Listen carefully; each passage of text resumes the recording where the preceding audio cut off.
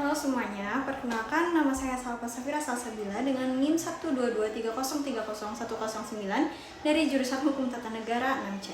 Di awal tahun 2025 terungkap kasus korupsi besar dalam tata kelola minyak mentah di PT Pertamina Patraniaga, perusahaan BUMN strategis nasional. Kasus ini menimbulkan kerugian negara yang besar dan mencoreng citra pengelolaan sumber daya alam kita. Di sini saya akan menganalisis kasus korupsi tata kelola minyak mentah di PT Pertamina tahun 2025 menggunakan analisis SWOT dan argumen berdasarkan AAUPB atau asas-asas umum pemerintahan yang baik. Lalu dilanjut dengan analisis SWOT. Yang pertama itu ada strength atau kekuatan. Terbongkarnya kasus korupsi menunjukkan adanya mekanisme pengawasan dan penegakan hukum yang aktif oleh aparat penegak hukum seperti KPK dan Kejaksaan Agung. Lalu kesadaran publik dan media yang tinggi terhadap isu korupsi di BUMN besar seperti Pertamina, mendorong transparansi dan akuntabilitas. Dan pemerintahan memiliki komitmen reformasi hukum yang sedang berjalan, termasuk rencana revisi regulasi dan penguatan sistem pengawasan. Lalu dilanjut dengan weakness atau kelemahan. Korupsi yang terjadi di perusahaan negara sebesar Pertamina menunjukkan lemahnya pengendalian internal dan tata kelola perusahaan.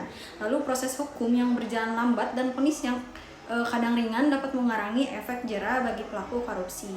Lalu adanya kurangnya transparansi dan akuntabilitas dalam pengelolaan sumber daya minyak dan gas yang berpotensi menimbulkan kerugian negara yang besar.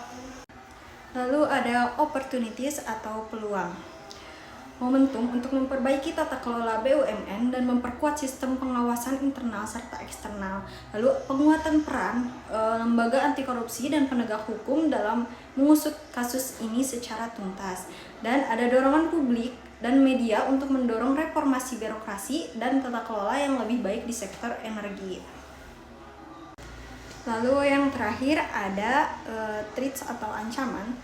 Resistensi dari oknum-oknum yang diuntungkan dari praktik korupsi yang sudah mengakar, lalu potensi kerugian ekonomi dan reputasi negara yang besar jika kasus ini tidak ditangani dengan serius, dan resiko penurunannya kepercayaan investor dan masyarakat terhadap pengelolaan sumber daya alam nasional. Lalu dilanjut dengan AUPB atau asas-asas umum pemerintahan yang baik. Yang pertama ada asas kepastian hukum.